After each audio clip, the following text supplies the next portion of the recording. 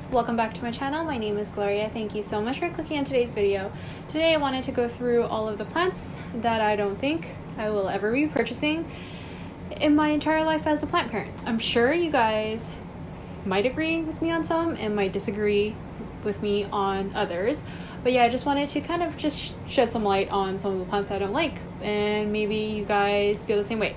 So if you haven't done so already, make sure you subscribe to my channel so you don't miss out on any of my new videos. And yeah, let's get started on today's video. So first off on my list of plants that I would never buy is the watermelon peperomia. So I know a lot of you guys really like this plant, but for some reason I just really don't like the growth pattern of this one.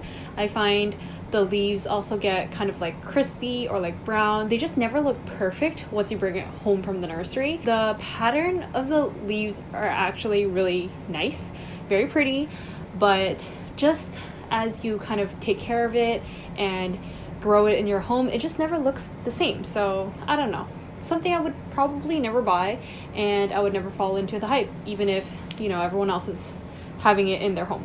So that's plant number one. Plant number two is the SCINDAPSUS PICTUS EXOTICA. So as you all know, I used to have a SCINDAPSUS PICTUS silvery N, which I really liked. I just kind of started running out of space, so I ended up selling that plant, but I actually still really like it. So if I were to kind of in the future had a bigger home or something and was able to keep one of these plants, I would definitely keep a SCINDAPSUS PICTUS silvery N. But the EXOTICA is just, the variegation on the leaf is different. The leaves are really big and they just look, I don't know, kind of just messy in my opinion, with that like green stripe in the middle, as well as just, I don't know, just very ugly to me. So I definitely don't think I will be purchasing that. Don't get me wrong, I do like all the other SCINDAPSUS PICTUS, like the Argyrius, Silverian, all the other SCINDAPSUS. I just don't like the EXOTICA. That's the only SCINDAPSUS I don't like, which I think is a little bit weird, but I feel very strongly about it. I don't know. Am I weird? Maybe, because I think a lot of people really like it, for the big leaves particularly. Moving on to plant number three is the ponytail palm. So I think this just looks straight up like a weed. It's like straggly and stringy. I really don't like it. In comparison to the sago palm, I think that one actually looks pretty cool with its base kind of looking like a base of a pineapple, and then the top kind of reminds me of pineapple, so it's kind of a cool plant. But the ponytail palm, just, I don't know, the trunk is ugly, the leaves are ugly, and just everything about it I just don't like. I don't know if you guys agree with me on that one, but for sure I don't think I would be purchasing that plant. Next up is actually a philodendron, so don't come at me because I know it's all the hype right now. Philodendrons, common, uncommon, any sort of philodendrons. But for me, I really just don't like the Prince of Orange. So I don't like how the leaves come out as orange. They're really bright neon orange, and then slowly it fades to green. So I like neither of those colors. When it's faded to green, I think it looks too plain and it's not eye-catching, but then when it's orange, it looks fake. So I don't think it has anything to add to my collection if I were to buy one. And if I were to choose between the Prince of Orange or the Moonlight, I think I would go for the Moonlight because it comes out as a neon yellow as opposed to a neon orange. And I think yellow is a little bit easier to look at. Comment down below if you disagree, I don't know. But for me, I definitely wouldn't purchase the Prince of Orange. Next up in my list of plants that I wouldn't buy is actually a Hoya. So I know a lot of people like this one as well. I personally don't, and if I were to buy one, I would want one that was a really, really big pot. And the plant I'm talking about is actually the Hoya linearis.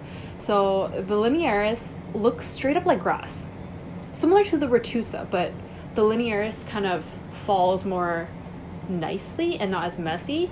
So it's a nice plant, but I just don't think it's worth the price that people are selling these for. And usually you get like a couple nodes, so a very small cutting for a very expensive price tag, and I just don't think it's worth it. So I personally wouldn't buy one unless I got it for a really, really good price and it was a very big pot, which is highly unlikely that I would be able to find it. So I've just given up on that Hoya and don't think I would be adding it to my collection.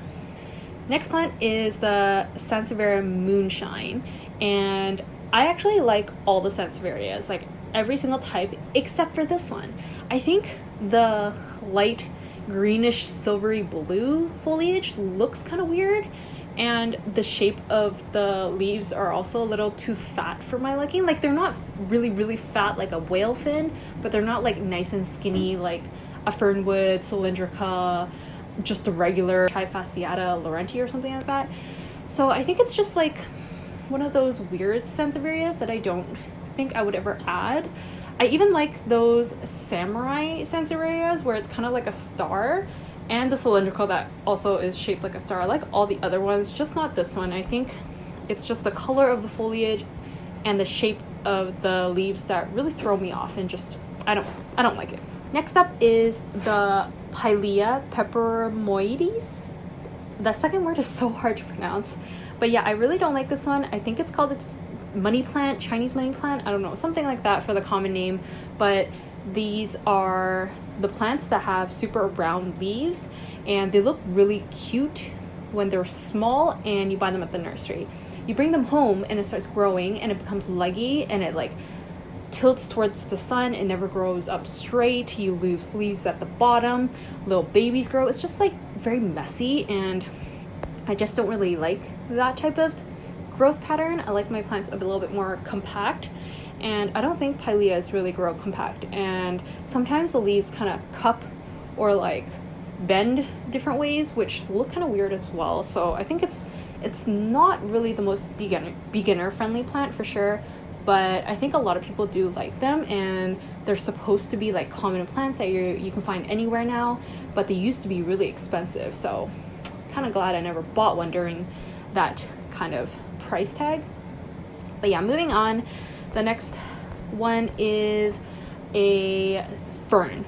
So I'm not the biggest fan of ferns, but there is one fern that I would actually like, which is the maidenhair fern. I think that just looks really whimsical and like cute and just like dainty. I don't know, it's very cute.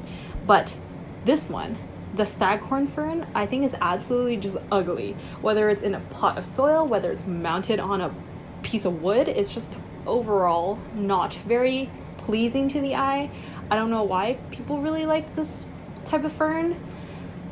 I really don't see the appeal to it. I don't know, but to each their own.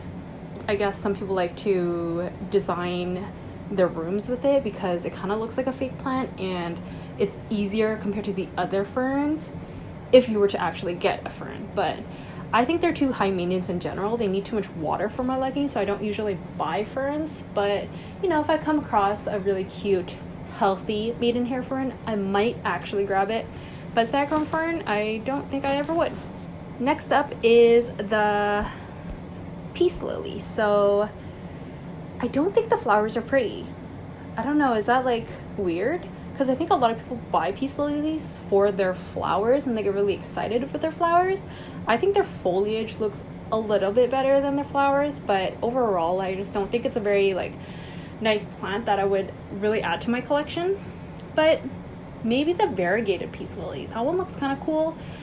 But I think once again they're just like more high maintenance plants that I don't really want to care for and just be constantly watering it, because if you don't water peace lilies, they droop and be all dramatic, and we don't need a dramatic plant when we have like 50 other plants to take care of.